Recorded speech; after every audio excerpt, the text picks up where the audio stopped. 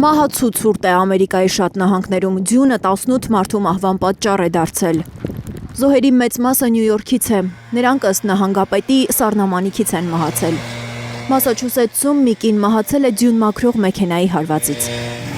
Ձնաբոքի մյուս զոհերը ԱՄՆ հարավային Թենեսի, Լուիզիանա և կենտրոնական Կանզաս նահանգներից են։ Ձյան այսպիսի առատ տեղումներ վերջին 4 տարում չեն գրանցվել Ամերիկայի նույնիսկ ամենացուրտ նահանգներում։ Մոտ 1 միլիոն մարդ առանց էլեկտրաէներգիայի է մնացել։ Ձնախառն փոթորկի պատճառով 24 նահանգ և մայրաքաղաք Վաշինգտոնը արտակարգ դրություն են հայտարարել, որոշ նահանգներում չի աշխատում տրանսպորտը։ Ավելի քան 10,000 չվերթ է չեղարկվել։ Նյու Յորքում փակ են ուսումնական հաստատությունները, աշակերտներն ու ուսանողներն անցել են հեռավար ուսուցման։ Նյու Յորքում ամենախիտ բնակեցված քաղաքում ձյան պատճառով խուճապ է սկսվել։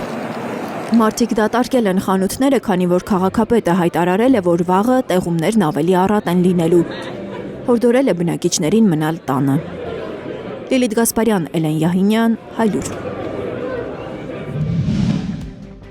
Հայաստանում և աշխարհում տեղի ունեցող իրադարձությունների մասին առաջինը իմանալու համար բաժանորդագրվեք մեր ալիքին։ Սեղմեք զանգակը, որ բաց չթողնեք ամենահրատապը, ամենակարևորն ու հետաքրքիրը։